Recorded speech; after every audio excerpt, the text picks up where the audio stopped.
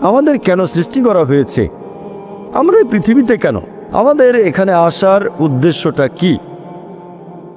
আর পৃথিবীর বেশিরভাগ মানুষই মনে করে যে অবশ্যই এখানে একজন সৃষ্টিকর্তা আছেন, মানে সর্বশক্তিমান ঈশ্বর, আর ঈশ্বরের কারণেই এখানে এসেছি।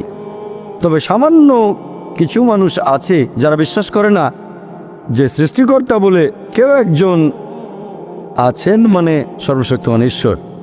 আর তারা মনে করে যে এই মহাবিশ্ব সৃষ্টি হয়েছে পুরোপুরি দুর্ঘটনাক্রমে, আর আমরা মানুষরাও এই পৃথিবীতে এসেছি এরকম দুর্ঘটনাক্রমে।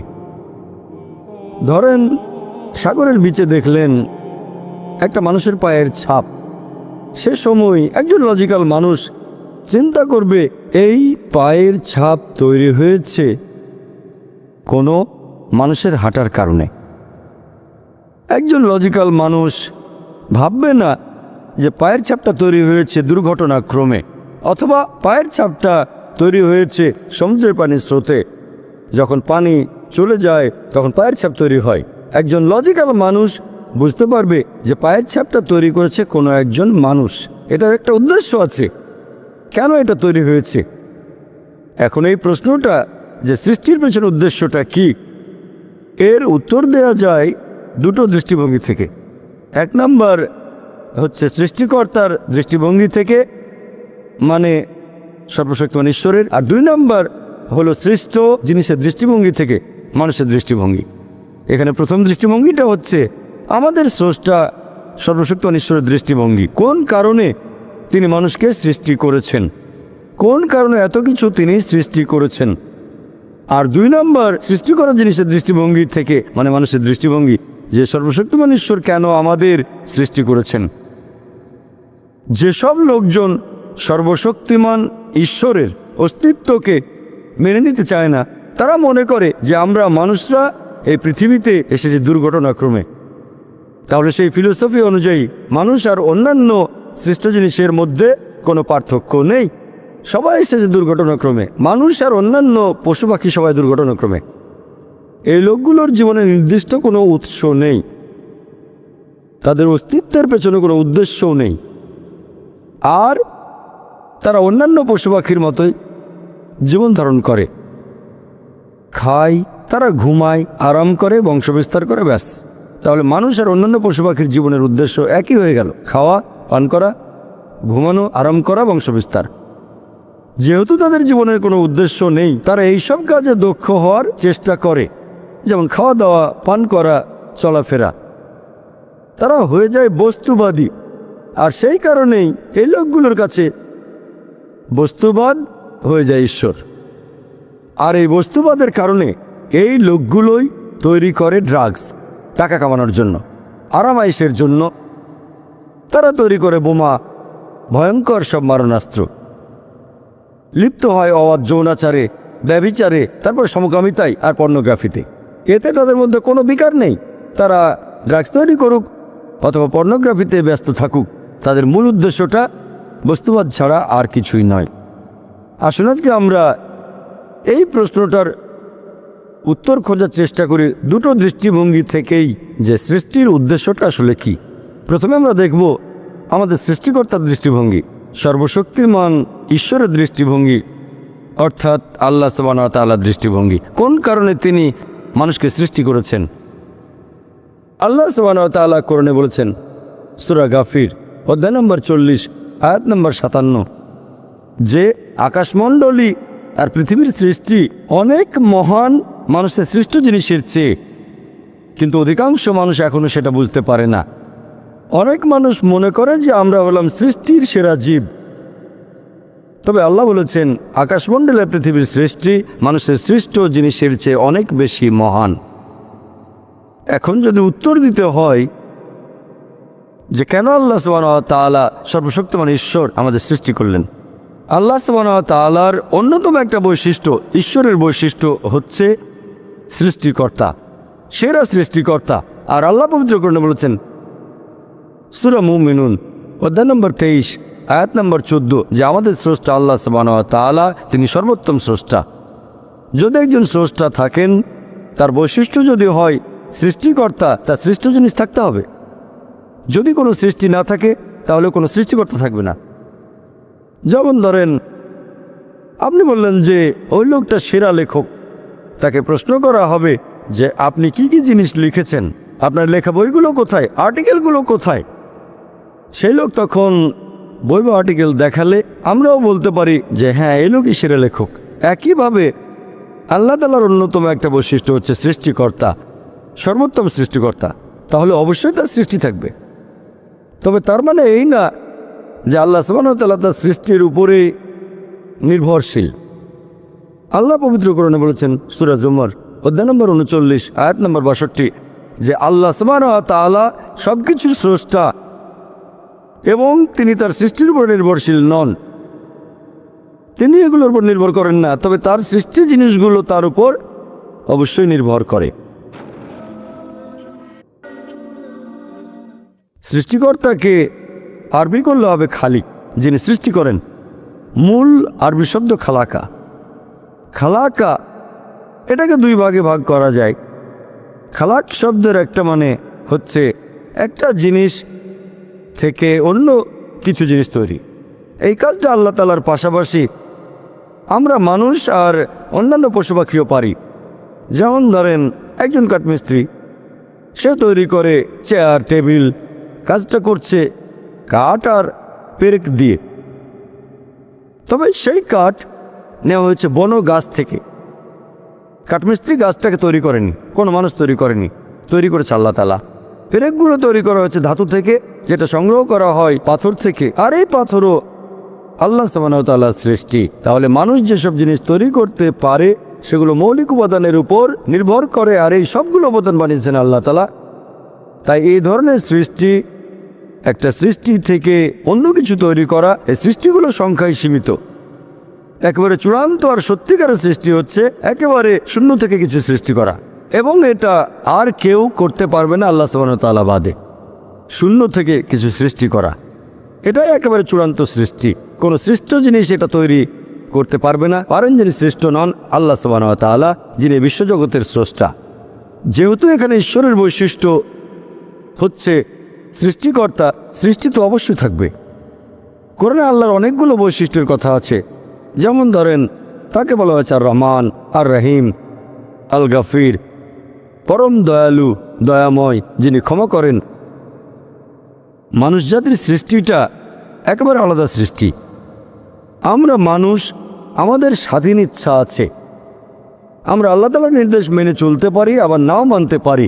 এটা আলাদা একটা সৃষ্টি। আর যেহেতু আল্লাহ তাআলাকে মান্য অথবা অমান্য করার ক্ষমতা আমাদের আছে, তাই আমরা মাঝে মধ্যে পাপ কাজ করতে পারি। আর যেহেতু মানুষ পাপ করতে পারে, তাই আল্লাহ সুবহানাহু ওয়া তাআলার একটা বৈশিষ্ট্য, তিনি ক্ষমা করে দেন। তিনি দয়াময়, পরম দয়ালু, পাপ ক্ষমা করেন। যদি আমাদের কোনো স্বাধীন ইচ্ছা না থাকতো তাহলে আল্লাহ সুবহানাহু ওয়া তাআলার সব নির্দেশ মেনে চলতাম, আর ফেরেশতাগণের সাথে আমাদের কোনো পার্থক্য থাকতো না। ফেরেশতাগণ আল্লাহ সুবহানাহু ওয়া তাআলার সৃষ্টি, তবে তাদের কোনো স্বাধীন ইচ্ছা নেই। তারা আল্লাহ সুবহানাহু ওয়া তাআলার সব নির্দেশই মেনে চলেন, কারণ তাদের কোনো স্বাধীন ইচ্ছা নেই। তবে মানুষের স্বাধীন ইচ্ছা আছে, আর স্বাধীন ইচ্ছার কারণেই আল্লাহ সুবহানাহু ওয়া তাআলার দয়া, আল্লাহ সুবহানাহু ওয়া তাআলার করুণা, আল্লাহ সুবহানাহু ওয়া তাআলার ক্ষমা আমরা দেখতে পারি। আরও একটা বৈশিষ্ট্য আল্লাহ সুবহানাহু ওয়া তাআলার পবিত্র কোরআনে আছে, তিনি ভালোবাসেন।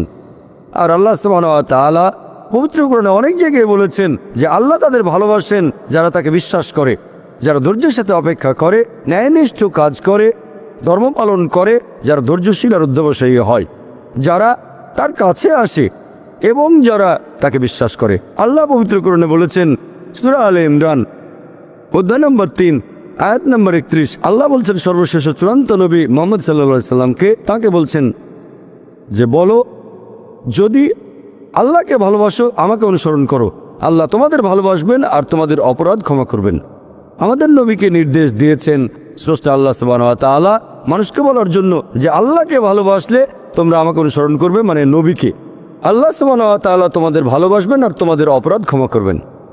এরকম একটা হাদিস মুহাম্মদ সাল্লাল্লাহু আলাইহি সাল্লামের আছে তিরমিজিতে, আর এই হাদিসটাকে সহিহ বলেছেন শেখ নাসিরউদ্দিন আলবানী সহিহ তিরমিজি হাদিস নাম্বার 3540। সেখানে প্রিয় নবী মুহাম্মদ সাল্লাল্লাহু আলাইহি সাল্লাম বলেছেন, যদি আল্লাহর কাছে যাও, আল্লাহ বলেছেন যদি আমার কাছে আসো আমি তোমাদের ডাকে সাড়া দেব, আর যদি তোমরা ক্ষমা প্রার্থনা করো আমি তোমাদের ক্ষমা করব। যদি তোমাদের পাপ আকাশের মেঘ ছুঁয়ে যায় তারপরও ক্ষমা করব। যদি তোমাদের পাপ এই পৃথিবীর মতো আকারে বিশাল হয় তারপরও আমি তোমাদের ক্ষমা করার জন্য প্রস্তুত থাকব, যদি আমার কাছে ক্ষমা প্রার্থনা করো আর আমার সাথে কাউকে শরিক না করো। তার মানে আপনি যে পাপই করেন, যদি আল্লাহর কাছে ক্ষমা প্রার্থনা করেন, আন্তরিকভাবে অনুশোচনা করেন, যদি আল্লাহ তাআলার সাথে অন্য কাউকে শরিক না করেন, শিরক না করেন, আল্লাহ সুবহানাহু ওয়া তাআলা আপনাকে ক্ষমা করবেন। আল্লাহ সুবহানাহু ওয়া তাআলার আরেকটা বৈশিষ্ট্য, তিনি করুণাময়। আমাদের প্রিয় নবী মুহাম্মদ সাল্লাল্লাহু আলাইহি ওয়াসাল্লাম বলেছেন, এটা আছে সহিহ মুসলিমে খণ্ড নম্বর 4 হাদিস নম্বর 6765। আমাদের নবী বলেছেন যে তোমরা সঠিক কাজগুলো করো, সবচেয়ে ভালো কাজগুলো তোমাদের সাধ্যে যতখানি কুলায় আর ভালো থাকো। সঠিক কাজ করবে যতখানি সাধ্যে কুলায় আর সুখে থাকবে। কারণ কোনো মানুষই শুধুমাত্র তার কাজ দিয়ে বেহেশতে যেতে পারবে না। তখন একজন সাহাবা বললেন যে আপনার ক্ষেত্রে কি রাসূলুল্লাহ? নবী বললেন, আমিও যেতে পারবো না, আমিও বেহেশতে যেতে পারবো না যদি না আল্লাহ তাআলা আমাকে দয়া আর করুণা করেন। আল্লাহ তাআলার দয়া, করুণা আর ক্ষমা আমার সাথে না থাকলে আমিও বেহেশতে যেতে পারবো না। তাহলে আমরা বুঝতে পারলাম যে আল্লাহ সুবহানাহু ওয়া তাআলার করুণা ছাড়া কেউ বেহেশতে যেতে পারবে না। আল্লাহ সুবহানাহু ওয়া তাআলা পবিত্র কোরআনে বলেছেন, সূরা আনাম অধ্যায় নম্বর 6 আয়াত নম্বর 160, আল্লাহ বলেছেন যে তুমি কোনো সৎ কাজ করলে আমি সেটা তোমার হিসেবে 10 গুণ করে দেব, আর যদি কোনো অসৎ কাজ করো সেটাকে মাত্র একবারই ধরব। কারণ আল্লাহ কারোর সাথে জুলুম করেন না। তাহলে আমরা বুঝতে পারছি, যদি কোনো ভালো কাজ করেন আল্লাহ সুবহানাহু ওয়া তাআলা কোরআনে বলেছেন তিনি আপনার হিসেবে সেটা করে দেবেন 10 গুণ। যদি কোনো খারাপ কাজ করেন সেটাকে একবারই ধরা হবে। তার মানে যদি হিসেবটা এভাবে করা হতো যে ভালো কাজের জন্য 1 পয়েন্ট, খারাপ কাজের জন্য 1 পয়েন্ট, কোনো রকম গুণ ছাড়া ভালো কাজগুলোর, তাহলে একজন মানুষও বেহেশতে যেতে পারত না। এটা আল্লাহ সুবহানাহু ওয়া তাআলার করুণা যে তিনি ভালো কাজগুলোকে কয়েক গুণ বাড়িয়ে পুরস্কারটাকে আরও বৃদ্ধি করেন, সেজন্য বেহেশতে যেতে পারবেন।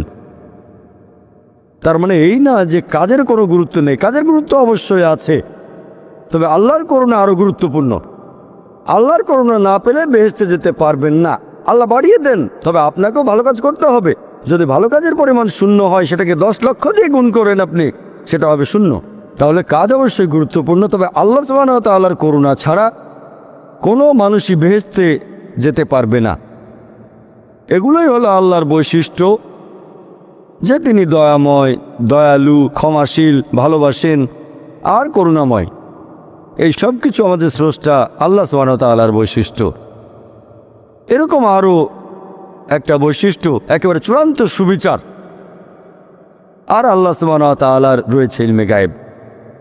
মানুষ জন্মানোর আগেই তিনি জানেন কখন মানুষটা জন্ম নেবে, সে ভালো কাজ করবে নাকি খারাপ কাজ করবে, সে মেনে চলবে আল্লাহ সুবহানাহু ওয়া তাআলার নির্দেশগুলো নাকি অমান্য করবে। আল্লাহ জানেন, তিনি জানেন যে সে মানুষটা বেহেশতে যাবে নাকি দোজখে যাবে, জান্নাতে না জাহান্নামে যাবে, আল্লাহ জানেন। তবে আল্লাহ যদি এরকম করতেন, যখনই একজন মানুষ জন্মালো অথবা জন্মানোর আগেই তাকে বেহেশতে পাঠিয়ে দিলেন যার বেহেশতে যাওয়া উচিত, আর তাকে দোজখে পাঠালেন যার দোজখে যাওয়া উচিত, যে মানুষগুলো বেহেশতে গেছে তারা হয়তো আপত্তি করবে না, তারা বলবে ভালো, আলহামদুলিল্লাহ, আমাদের আল্লাহ বেহেশতে পাঠিয়েছেন, সমস্যা নেই। তবে যাদেরকে দোজখে পাঠানো হবে তারা অবশ্যই আপত্তি জানাবে যে আপনি তো আমাদের কোনো সুযোগই দেননি, আল্লাহ কোনো পরীক্ষা ছাড়াই আমাদের দোজখে পাঠিয়ে দিলেন। আল্লাহ সুবহানাহু ওয়া তাআলা সবসময়ই করেন সুবিচার। আল্লাহ পবিত্র কোরআনে বলেছেন সূরা নিসা অধ্যায় নম্বর 4 আয়াত নম্বর 40, আল্লাহ সুবহানাহু ওয়া তাআলা কারোর সাথে অনুপরিমাণও জুলুম করেন না। সেই কারণে আল্লাহ সুবহানাহু ওয়া তাআলা মানুষকে এই পৃথিবীতে পাঠান। যদি আল্লাহ সুবহানাহু ওয়া তাআলার নির্দেশগুলো মেনে চলেন তাহলে পরীক্ষায় পাশ করবেন, তা না হলে ফেল করবেন। অনেকে জিজ্ঞেস করতে পারে যে ঈমানের অন্যতম একটা স্তম্ভ, সর্বশেষ স্তম্ভ কদর অর্থাৎ নিয়তি সম্পর্কে। আর আল্লাহ পবিত্র কোরআনে বলেছেন সূরা সাজদা অধ্যায় নম্বর 32 আয়াত নম্বর 12, আল্লাহ বলেছেন যেসব মানুষ হবে দোজখের অধিবাসী, শেষ বিচারের দিনে তারা কোনোভাবেই আল্লাহ তাআলার বিচারে আপত্তি জানাতে পারবে না। উল্টো তারা বলবে, সেদিন সব অপরাধীরা তাদের মাথা নিচু করে রাখবে আর বলবে, আমাদের ক্ষমা করুন।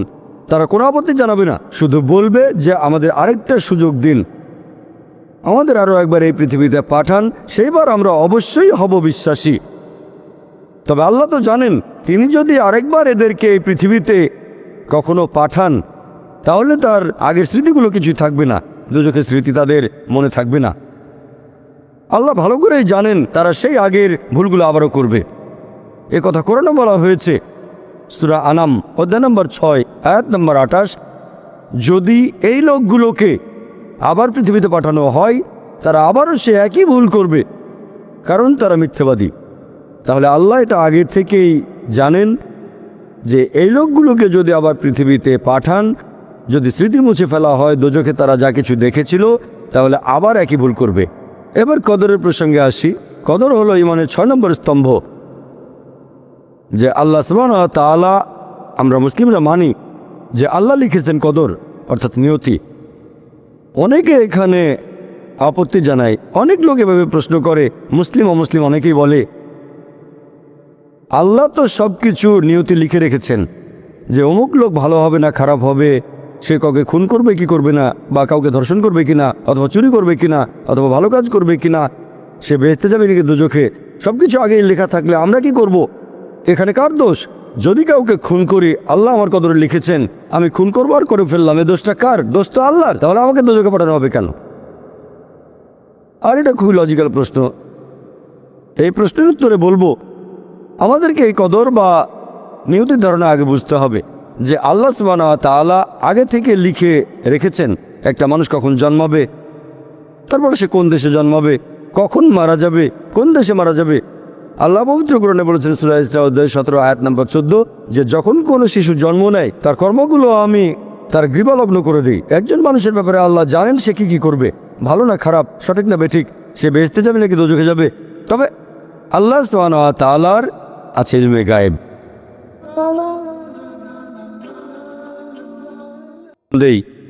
যে ধরেন একটা ক্লাসে একজন টিচার পড়াচ্ছেন 100 জন ছাত্রকে প্রায় 1 বছর ধরে, আর পরীক্ষা শুরুর আগে টিচার অনুমান করলেন যে এই ছাত্রটা এবারের পরীক্ষায় ফার্স্ট হবে, ফার্স্ট ক্লাস ফার্স্ট, এই ছাত্র পাবে সেকেন্ড ক্লাস, এই ছাত্র করবে ফেল। এটা আমি উদাহরণ হিসেবে বলছি। এর কিছুদিন পরে পরীক্ষা হয়ে গেল, প্রথম ছাত্র হলো ফার্স্ট ক্লাস ফার্স্ট, এই ছাত্র সেকেন্ড ক্লাস, আর ওই ছাত্রটা করলো ফেল। এখন আপনাদের প্রশ্ন করি, যে ছাত্র ফেল করেছে সে কি টিচারকে বলবে আপনি বলেছিলেন যে আমি ফেল করব তাই ফেল করেছি? এখানে দোষটা কার? টিচারের নাকি ছাত্রের? কার দোষ? ছাত্রের। টিচার অনুমান করেছেন এই ছাত্রটা বাইরে ঘুরে বেড়ায়, ঠিকমতো ক্লাসে আসে না, সিনেমা দেখতে যায়, এজন্য সে ফেল করবে। ওই ছাত্র মোটামুটি মাঝারি, এই ছাত্র খুব মেধাবী, অনেক পরিশ্রম করে, তাই টিচার পরীক্ষা শুরু হওয়ার আগে অনুমান করেছেন এই ছাত্র হবে ফার্স্ট ক্লাস ফার্স্ট, এই ছাত্র সেকেন্ড ক্লাস, ওই ছাত্র ফেল। তারপর আসলে ওই ছেলে ফার্স্ট ক্লাস ফার্স্ট, এই ছেলে সেকেন্ড ক্লাস, আর ওই ছাত্র ফেল। টিচার অনুমান করেছেন, তার মানে এই না যে দোষটা টিচারেরই হবে। টিচার সবাইকে পড়িয়েছেন সঠিকভাবে, সমানভাবে। একইভাবে আল্লাহ সুবহানাহু ওয়া তাআলার আছে ইলমে গায়েব, তিনি ভবিষ্যৎ সম্পর্কে জানেন। কিছু জিনিস ঠিক করা আছে যে এই লোকটা জন্মাবে অমুক দেশে, জন্মাবে অমুক দিনে, আর সে মারা যাবে অমুক দেশে অমুক তারিখে, ইত্যাদি ইত্যাদি। তার পরিবেশ ধনী হবে নাকি গরিব হবে। তবে পছন্দটা এখানে আপনার। যেমন ধরেন 12 স্ট্যান্ডার্ড পাস করার পরে অপশন আপনার হয়তো ইঞ্জিনিয়ার হবেন, অথবা ডাক্তার হবেন, বা একজন আইনজীবী। এখানে পছন্দ আপনার, ঠিক করলেন আপনি হবেন ইঞ্জিনিয়ার। এখন আল্লাহ এটা আগে থেকেই জানেন যে 12 স্ট্যান্ডার্ড পাস করার পরে আপনি ইঞ্জিনিয়ার হওয়ার চেষ্টা করবেন, তাই আল্লাহ আগে লিখে রেখেছেন। ব্যাপারটা এমন না যে আল্লাহ লিখে রেখেছেন বলে আপনি বেছে নিচ্ছেন। যেহেতু আপনি এটাই বেছে নেবেন, তাই আল্লাহ আগে লিখে রেখেছেন। এখানে পছন্দ আপনার, তবে আল্লাহ আপনার পছন্দ জানেন। যেমন ধরেন একটা রাস্তার মোড়ে আসলেন, সামনে 5টা রাস্তা, রোড নাম্বার 1, 2, 3, 4, 5। এখানে পছন্দ আপনার, বেছে নিতে পারেন রোড নাম্বার 1, 2, 3, 4, 5।